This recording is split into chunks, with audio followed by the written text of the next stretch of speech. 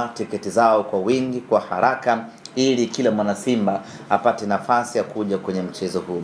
Sisi kwetu mchezo huu una maana kubwa sana, mchezo huu una thamani kubwa sana, na mchezo huu tunaohitaji sana.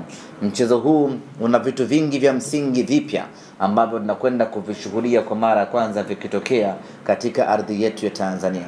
Kwanza tunakwenda kuandika historia ya kuwa klabu ya 3 barani Afrika kufuzu ligi ya mabingwa Afrika kwa mara ya 7 mtawalia. Hakuna klabu yoyote unaoifahamu wewe ambayo ina uwezo wa kufanya hivyo Afrika hii, ukitoa Mamelodi Sundowns pamoja na Al Ahly. Timu nyingine Afrika ambayo imekuwa na uhakika wa kucheza group stage kwa mara ya 7 mfululizo ni Simba Sports Club. Tangu tumeanza kampeni zetu hizo mwaka 2018 hatujawahi kuondoka tena kwenye hatua kama hii, ukitoa ile ya UD Songo. Baada hapo tumekuwa na mfululizo na uhakika wa kushiriki ligi ya mabingwa, kushiriki hatua ya makundi ya michuano ya CAF. Haya ni mafanikio makubwa sana ambayo hatutakiwi kuyatazama kwa jicho la uoga. Hatutakiwi kuyatazama kwa jicho la wasiwasi. Tunatakiwa kuyatazama mafanikio haya kama sehemu kubwa ya mafanikio ndani ya taasisi yetu ya Simba Sports Club. Lakini ni jana tu ambapo timu yetu imetangazwa kuingia kwenye orodha ya timu 10 Afrika ambazo zinawania tuzo ya timu bora msimu uliopita. Hasa hii sio jambo la kulichukulia kawaida hata kidogo. Ni jambo kubwa, ni jambo ambalo limeiongezea thamani klabu yetu ya Simba Sports Club, limeiongezea heshima timu yetu ya Simba Sports Club, na kwa mantiki hiyo hatuna budi sisi wenye Simba yetu kuonesha kwa vitendo hili jambo ambalo limetokea. Tuna kila sababu ya kwenda kuwapongeza viongozi wetu tarehe 26, kwenda kuwapongeza wachezaji wetu hasa ambao walikuwepo msimu uliopita, ambao walifanya kazi kubwa na kuifikisha Simba hapo ilipofika hivi sasa. Sasa ni sehemu gani ambayo itatupa sisi nafasi ya kwenda kupeleka ujumbe wetu ya kuwapongeza na kuwashukuru wachezaji wetu zaidi ya Benjamin Mkapa? Kwa hiyo twendeni wana Simba kwa pamoja, asibaki mtu yoyote nyumbani, asibaki mtu yoyote tawini. Matawi yote ya Simba hasa ya Dar es Salaam na mikoa ya jirani tarehe 26 yanatakiwa kufungwa, watu waje Benjamin Mkapa. Tabia ya watu kuangalizia mpira matawini tarehe 26 haitakiwi hata tawi moja. Kila tawi lifungwe, watu waje Benjamin Mkapa. Lakini vile vile nahodha wetu, kipenzi wetu Shomari Kapombe ametangazwa kuwa miongoni mwa wachezaji 10 bora Afrika ambaye anawania tuzo. Ni heshima kwa Shomari Kapombe, ni heshima kwa Simba Sports Club, ni heshima kwa mpira wetu wa Tanzania. Hatuna budi tarehe 26 kwenda kumpongeza Shomari Kapombe katika mchezo huo. Amefanya kazi kubwa sana ya kuiheshimisha Simba Sports Club.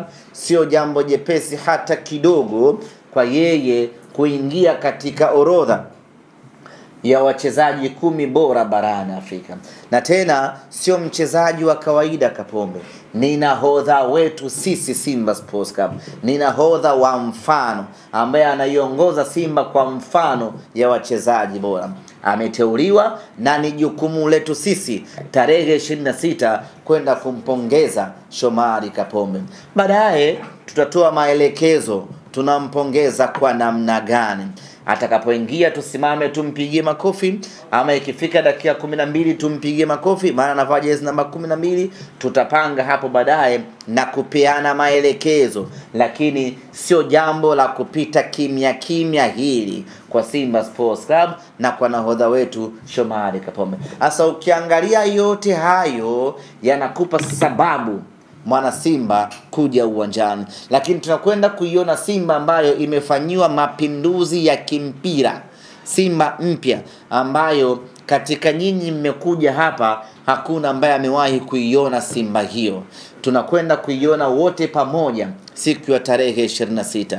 Ukibaki nyumbani hautaifaidi vizuri Simba hii. Kwa kila mwana Simba ajitahidi, apambane, aje uwanjani tarehe 26. Na tunapokuwa uwanjani, wenzetu ambao walikwenda kwenye mechi ya kule Eswatini, mashabiki tuliona kitu ambacho walikifanya. Kwa mfano, wakati kona inapigwa, mashabiki wakawa wanaimba kona goli, kona goli. Tuna kila sababu na sisi kufanya hivyo hivyo. Tukipata kona yoyote ile, jukumu letu mashabiki wote wa Simba ambao tuko Benjamin Mkapa ni kusimama na kuimba kona goli, kona goli, ikiwa ni sehemu ya kuwahamasisha wachezaji wetu kufanya vizuri kwenye tukio husika. Tumeona wenzetu wa pale Eswatini walifanya hivyo na kweli ikatulipa. Kona goli, kona goli, na kweli ikapigwa kona na Neo Maema akakutana nayo Nangu akaunganisha kunyavu. Kwa hiyo tuna kila sababu na sisi kuiga kile ambacho wenzetu walifanya, kuwatia moyo wachezaji wetu. Mpira wa kona ukiwa unapigwa, tunaimba kona goli mpaka litakapoingia goli la kona, tunafurahia kwa pamoja. Maana mambo aliyofanya kule Eswatini ni mambo ya hatari sana. Kibu ni mchezaji mkubwa, na mchezaji mkubwa utamwona kwenye a very big moment. Lakini mchezaji yoyote huwa anapanda shuka. Kwa hiyo kuna wakati mambo yanakuwa hayamwendei sawa sawa kama ilivyo kwa binadamu mwingine yoyote, anajikuta na struggle, na bahati mbaya zaidi hiyo struggling yake huwa inamkuta kwenye michuano ya ndani. Lakini baada ya kufunga yale magoli pale Eswatini, confidence na morali ya Kibu imeamka sana. Mimi nategemea baada ya kutoka pale tutamshuhudia Kibu mpya kuanzia hivi sasa, na tarehe 26 utashuhudia. Utamuona Kibu mpya kabisa. Utamuona Kibu ambaye hujawahi kumuona. Utamuona Kibu mwenye ubora wa hali ya juu sana. Kwa sababu kinachomsumbua, unajua changamoto ya Kibu ni mtu ambaye anapenda kufanya vizuri. Kwa hiyo ikitokea hajafanya vizuri huwa inamsumbua kidogo psychologically.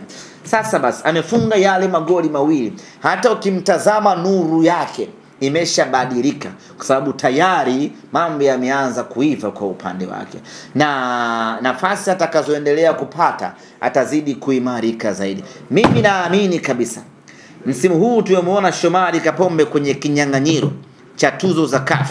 Msimu ujao usishangae kumuona Kibu Denis, gari yake imeshawaka.